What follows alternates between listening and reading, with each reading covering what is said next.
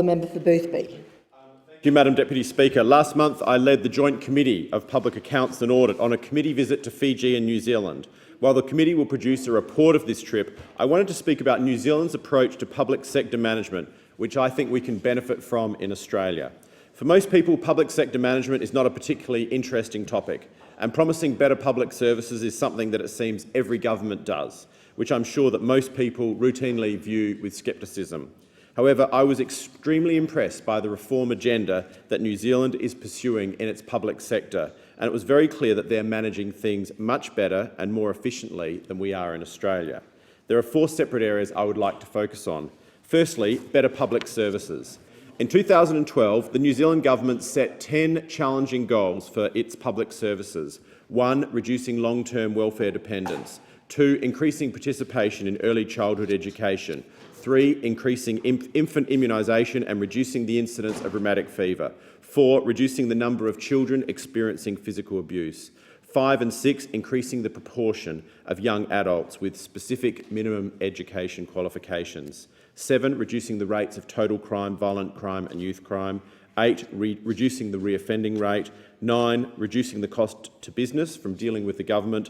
And 10, moving more of the public's transactions with government online in a digital environment. The important thing about these goals is they're not just aspirational and they're not easy to achieve.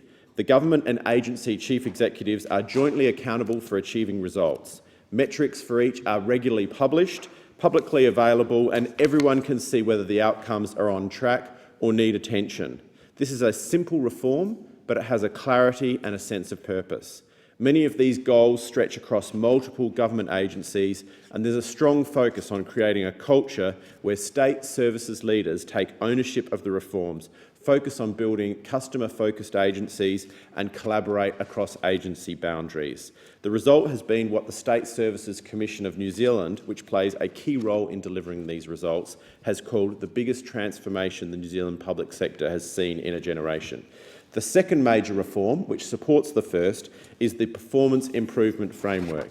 Known in New Zealand colloquially as the PIF, the original idea came from the capability reviews in the UK, but has been improved on by New Zealand so that the PIF is forward-looking and involves continuous improvement. It's a review of the agency's fitness for purpose today and for the future, looking at the current state of an agency, how well placed it is to deal with the issues that confront it in the medium-term future, and the areas where the agency needs to make improvements. We found there was wide support for the PIF process in the New Zealand Parliament, from agency heads and from private sector firms involved in public sector governance. The third major reform I'd like to draw to the attention of the House is the way they use data in New Zealand. Statistics New Zealand is working to integrate different data sources to inform insights the government needs to improve social and economic outcomes. For example, the Ministry of Education is already developing population projections, building consent data and school enrolment data to work out where new schools would go.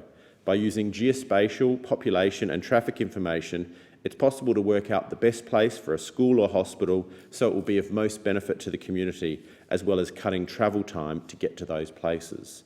Now, I'm aware that both New South Wales Government and Victorian Government have looked very closely at a number of these public sector reforms in New Zealand.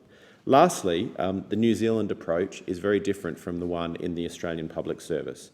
New Zealand has moved away from a rules-based approach to a principle and results-based approach. I think that is a better approach, and I think it's something that we should do in Australia.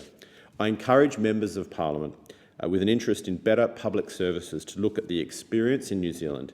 In my view, they do it much better than we do, and we could learn a lot from those 3 reforms.